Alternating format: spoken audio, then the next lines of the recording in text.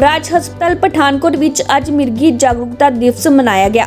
ਇਸ ਮੌਕੇ ਲੋਕਾਂ ਨੂੰ ਜਾਣਕਾਰੀ ਦਿੰਦੇ ਹੋਏ ਡਾਕਟਰ ਅਨਿਲ ਗਰਗ ਨੇ ਕਿਹਾ ਕਿ ਅੱਜ ਸਾਡੇ ਦੇਸ਼ ਵਿੱਚ ਮਿਰਗੀ ਨੂੰ ਲੈ ਕੇ ਬਹੁਤ ਸਾਰੇ ਅੰਧ ਵਿਸ਼ਵਾਸ ਹੈ, ਬਹੁਤ ਸਾਰੀ ਮਾਨਤਾ ਜੁੜੀਆਂ ਹੋਈਆਂ ਹਨ। कई बार लोग इस बीमारी ਨੂੰ ਲੈ ਕੇ ਲੋਕ ਡਾਕਟਰ ਕੋਲ ਨਹੀਂ ਜਾਂਦੇ, ਹਿਚਕਚਾਉਂਦੇ ਹਨ। ਉਹਨਾਂ ਨੇ ਕਿਹਾ ਕਿ ਇਹ ਇੱਕ ਐਸੀ ਬਿਮਾਰੀ ਹੈ ਜਿਸ ਦਾ ਇਲਾਜ ਅੱਜ ਦੇ ਜ਼ਮਾਨੇ ਦੇ ਵਿੱਚ ਬਹੁਤ ਹੀ ਵਧੀਆ ਹੈ। ਲੋਕਾਂ ਨੂੰ ਮਿਰਗੀ ਤੋਂ ਘਬਰਾਉਣ ਦੀ ਬਿਲਕੁਲ ਵੀ ਲੋੜ ਨਹੀਂ ਹੈ। ਤੁਸੀਂ भी सुनो इस बारे राज हस्पताल के डॉक्टर अनिल गर्ग ने होर की कहा।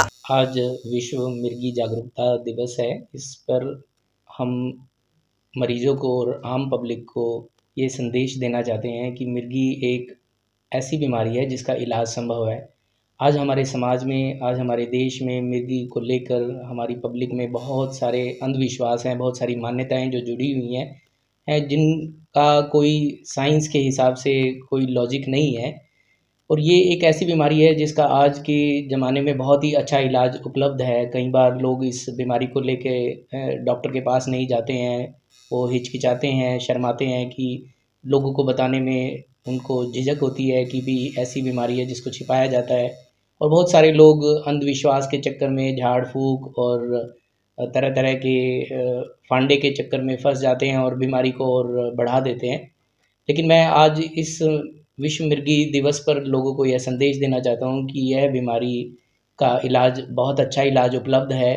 और आप अपने किसी भी नज़दीकी क्वालिफाइड डॉक्टर के पास इस बीमारी को लेकर जाएं और इसकी जो दवाइयाँ हैं वो रेगुलर लें, तो इसका इलाज, ये बीमारी जो है पूरी तरह से ठीक हो सकती है। मिर्गी के दौरे पड़ने के बहुत सारे कारण रहते हैं। कई बार बच्चों को जन्मजात भी इस तरह की बीमारी हो जाती है, जेनेटिक प्रॉब्लम होती है, माँ बाप से ये जीन्स के थ्रू भी ये प्रॉब्लम बच्चों में आ जाती है।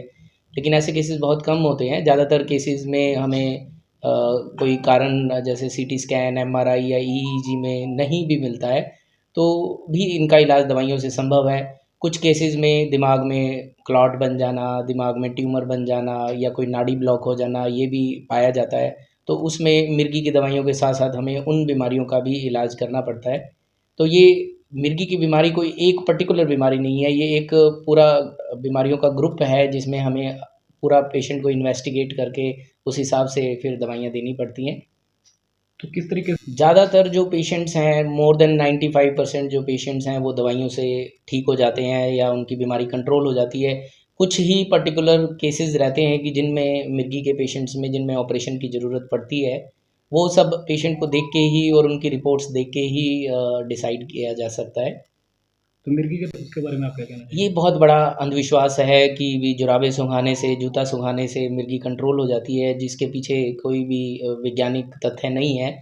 अगर किसी पेशेंट को मिर्गी का दौरा पड़ता है तो सबसे पहले पेशेंट को थोड़ा करवट दिला दी जाए और उसको किसी हार्ड सरफेस या कोई ख़तरनाक मशीन से दूर ले जाया जाए।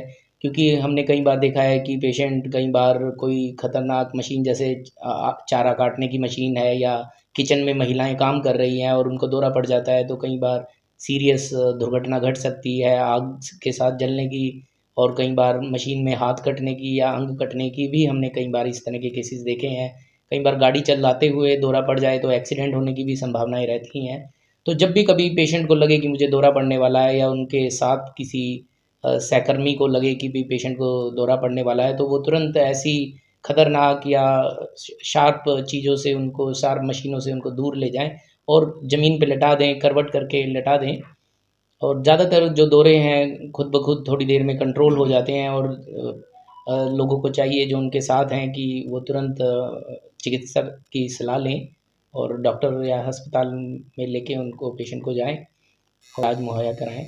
डॉक्टर साहब, फर्स्ट एड ज़्यादातर जो मिर्गी की दवाइयाँ हैं वो पेशेंट ले रहे होते हैं और दवाइयाँ खाते खाते भी कई बार दौरे पड़ जाते हैं, तो पेशेंट के होश में आने का इंतज़ार करें और तुरंत उनको दवाई दे दें। और अगर पेशेंट को पहली बार दौरा पड़ा है तो फिर यही सलाह मैं दूंगा कि तुरंत अस्पताल या डॉक्टर के पास लेके जाएं और उसकी पूरी जांच पड़ताल करके ही दवाइयाँ शुरू की जाए।